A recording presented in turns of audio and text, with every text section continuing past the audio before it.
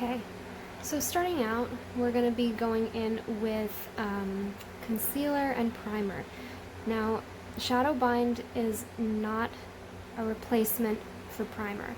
So what you're going to want to do is lay down a little bit of concealer. I put down some foundation already, so that's ready to go. And just put some concealer in. I use two. This one is kind of hydrating, and then this one's got a lot of coverage. So I use a little bit of that.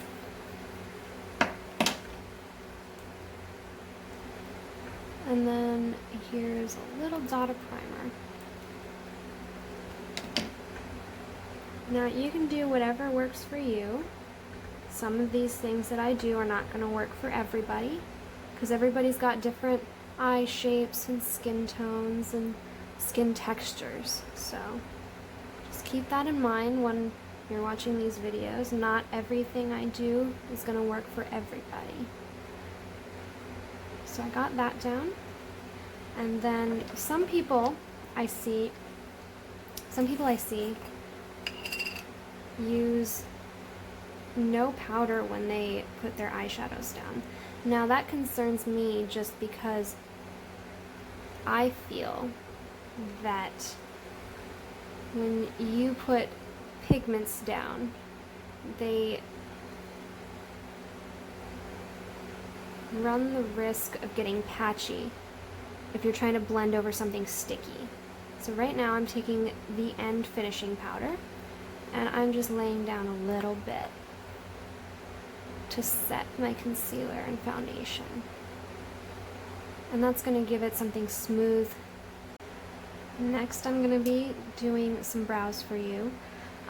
Normally I go in with a pencil or a pomade, but today I'm going to be using an angled brush and using the brown pigment Sign from last year's Easter mystery bags. And I'm going to be filling in my brows this way today, just to give you guys an idea that you don't have to use a pencil or a pomade. You can, but you don't have to. There are a lot of neutral shadows that Notoriously Morbid carries.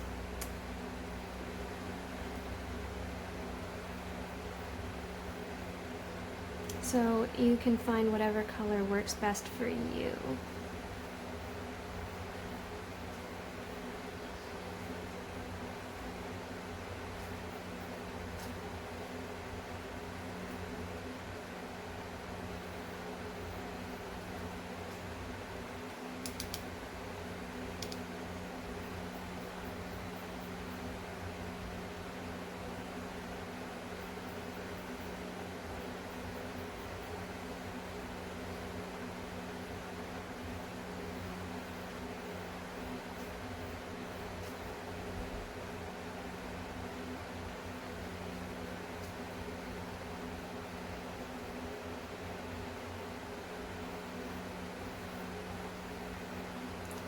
I always start out right here, and then I kind of just draw the shape, and then I fill in, and then I use very little to no product, extra product, and then I blend this way so that it seems a little bit lighter right here. I'm going to go in with He's Going Through Changes. I recommend a neutral transition shade for most looks because that's going to help your darker shades blend easier. So I'll go in with a big fluffy brush and just kind of swirl that around.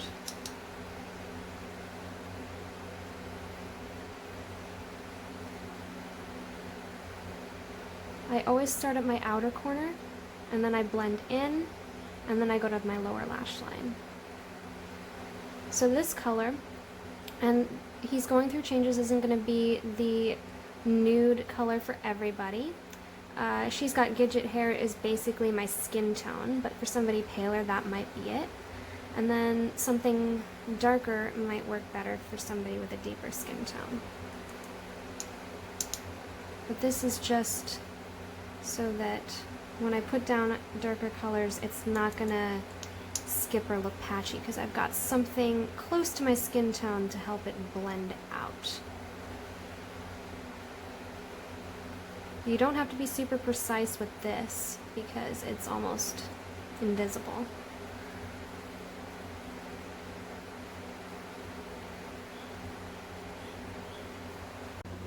I just wanted to show you guys from this angle what it looks like when you take your brush. I like to take from the lid if I can, so I just dip in lightly and then kind of pounce it in there so it's not just sitting on top. If you have a lot of products sitting on top, it's gonna have fallout and it's gonna go on really dark. So once it's in there, once it's in there, just tap off, make sure you've got no excess in there, so there's gonna be no fallout. So you just dip in a little, and then pounce it in, and then tap off excess. Next we're gonna go in with, I wanna do girly stuff, and I'm gonna take a very big fluffy brush, starting at the outer corner, keeping it further in this time instead of going straight out here. And then we're gonna blend out, but we're gonna start at the outer corner, really keep it concentrated, and then blend from here.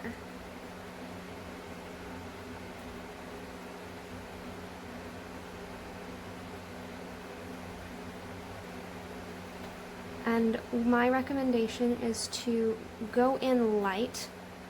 Don't go in crazy with the color. Go in small increments, because you can always build up, but it's hard to take off.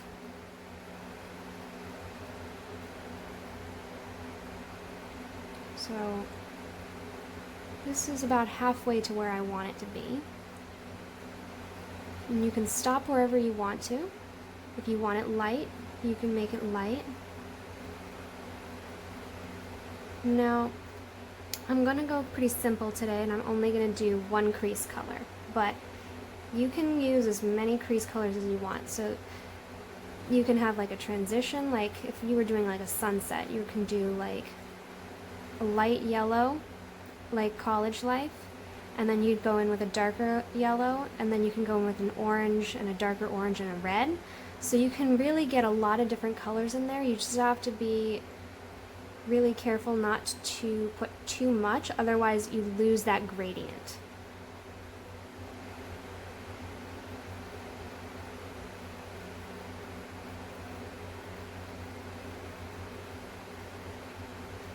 And then you can take that to the lower lash line. Careful not to stab your eye. I've stabbed my eye many times.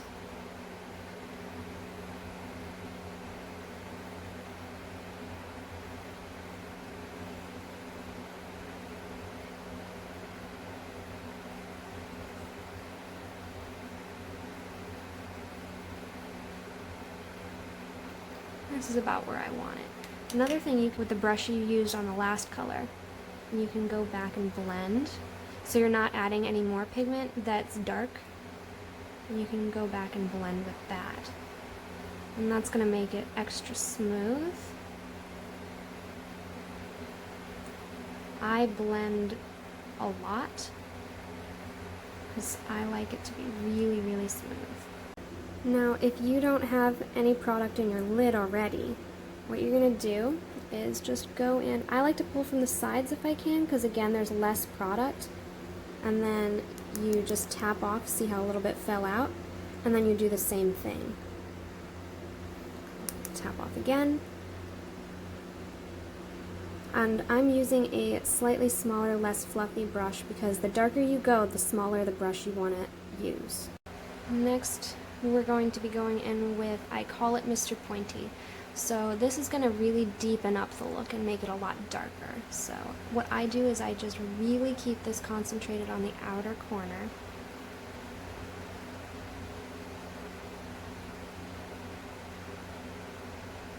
And then just lightly blend.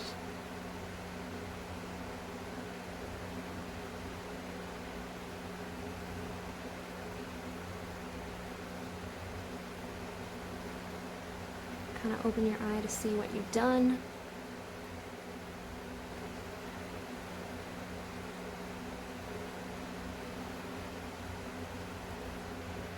And then I have a two-sided brush, so I take a little brush like this, and then I dip in, and then I run it on my lower lash line.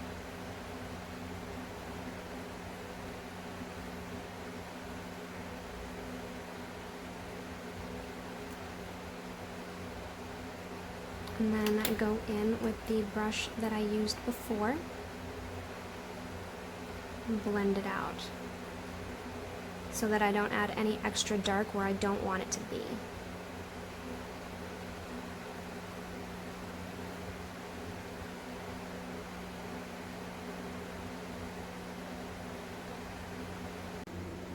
Now you could stop there, you could just go with that, but if you want it to be darker, you can go in with a really small fluffy brush. And I'm also doing this to give you an idea of how to use the pressed shadows. You dip in really lightly. This is very, very pigmented. Tap off the excess.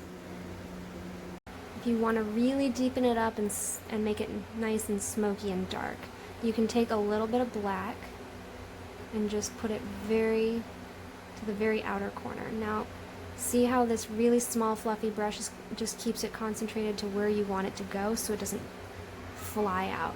And so, since we only barely just tapped into the pan, see how there's no fallout, there's no black chunks flying everywhere. That's what you want. You don't want to jam your brush in there and then put it on your eye, because it's going to just rain black down onto your skin, especially if you do foundation first like I do.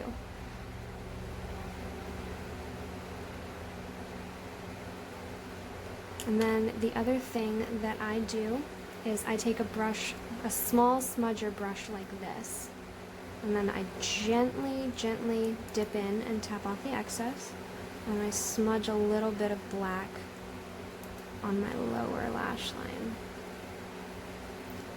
I love putting the void, which is what I'm using, on my lower lash line. I just love that smoky look that it gives. And then you can go back again and blend. Make sure it's all nice and blended and smooth. Now, one thing I like to do, especially with the really dark smoky looks or looks where I've put a lot of color everywhere, is this is So Goes My Nation. So I like to dip in with a C brush, or just some kind of brush that's really concentrated. Tap off the excess. And then I take that shadow and I use it to clean up the look. So if it got too smoked out for you, you can kind of use it as an eraser or like a blender tool. And then this shade may not be your invisible shade. Some people might prefer using the end, but I'm pretty pale, so this works for me.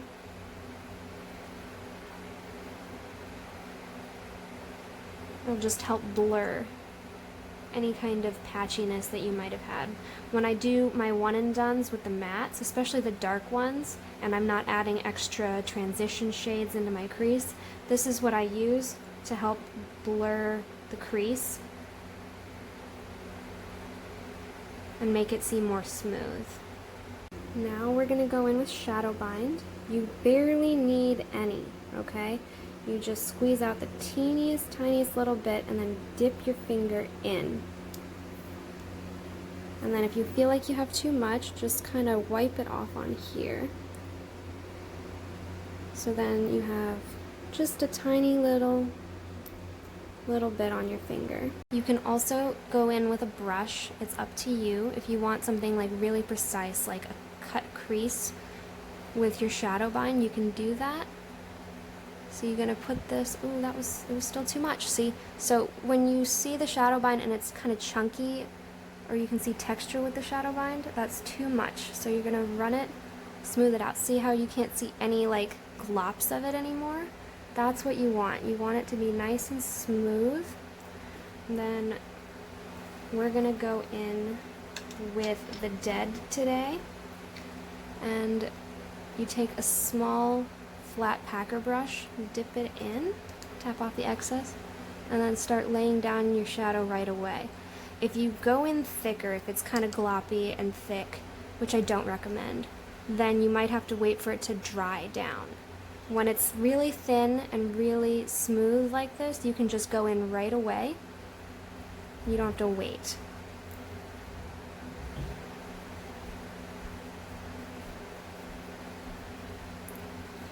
And then you don't take any extra, and then you pull over onto the dark side, so it kind of just smooths out. And then if you put too much, and you just have like a line here, you're gonna see exactly where the Shadowbind ended. But if it's smooth, then you can go ahead and just blend it out like this, and you can't really tell. So here I have the Doctrine of the Dark palette, and I'm going to be mixing these two shades here for my inner corner highlight. I like using a really small pencil brush for my inner corners, and I like to lay down Shadowbind on my inner corner so that the highlight really pops. You just have to dip in to both. You got your product on your brush.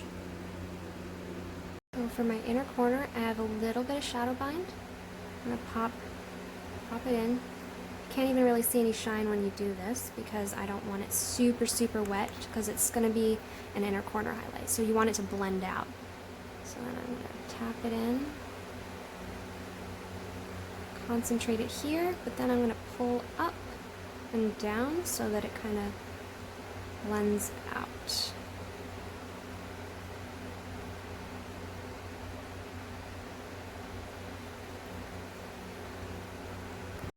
Here I have nothing, just my Melancholia from the August Vanishing Cabinet.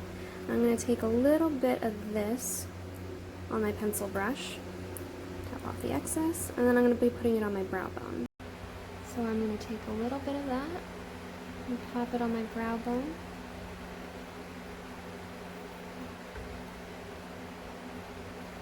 There we go. The other thing I was going to show you is how to use pressed highlights. This is Glowbat from last year during Valentine's Day-ish. So what I like to do, especially with these bright highlights, is take a small, somewhat dense fluffy brush, kind of dip it in. You can see I got a little cat hair and product. And I'm going to put that concentrated onto my cheekbone because I don't want that color going everywhere. You can use a fan brush, but this is gonna be more blown out and has a risk of just going everywhere. I recommend this for more neutral highlights that you don't worry about going everywhere. Let's hope that any of this footage is usable. I am going to be putting Glowbat, see how it concentrates it right where I want it instead of blowing it out. I'm gonna put it there on my cheekbone, so it's going to really be concentrated there. I'm going to take a little bit and put it on my brow bone just to kind of make it blend so it doesn't seem too odd and out of place.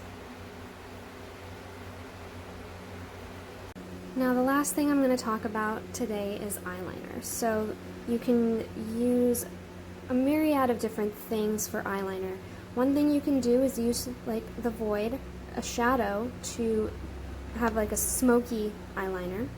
Another thing you can do is do the liquid liner, or you can also take either pomades or gel pots or whatever of eyeliner so that it's a little easier to control. I love the brushes that come with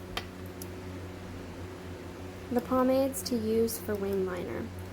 I'm going to try and show them all to you today and kind of give you an idea of how to use each of these.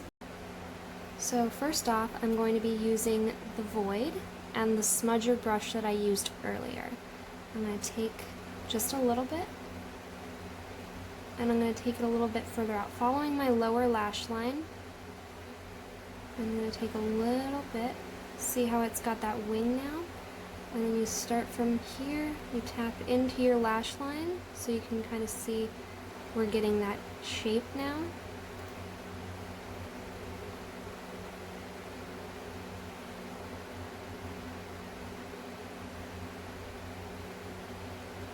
Now, if you're uncertain or you feel like your hand is shaky or you feel like you can't do it freehand, when I was first learning, I would take a business card or something, some sort of hard paper, and you lay it up here. So then you just hold it down and then brush it on, and then you're going to get a nice sharp wing no matter what. Just got to hold on to it nice and tight.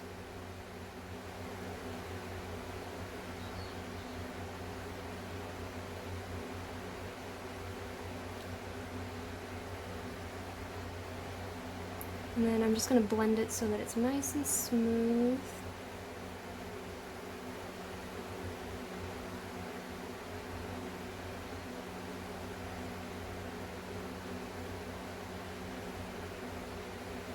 And another thing you can do, if you feel like it's still not really where you want it, you can take another brush. I'm going to take one of the ones I used earlier and just kind of starting from here and blowing out instead of going back and forth. I'm just going to go like that, make it seem just a little more smoky.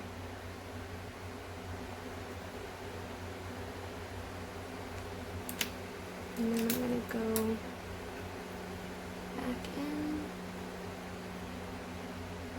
So that's one thing you can do to get a wing without using eyeliner.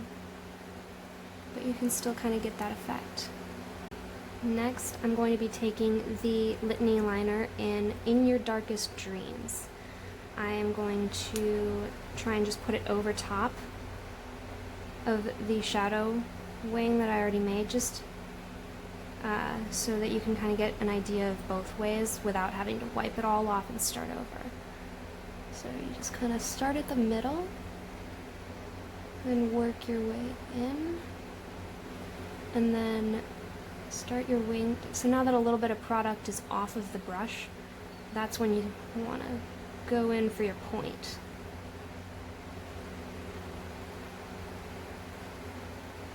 Okay. You kind of have an idea of where you want your point to be.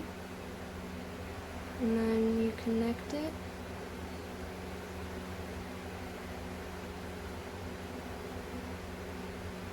Now, again, this is going to work different for all different eye shapes, but this is how I do it. I follow kind of along here.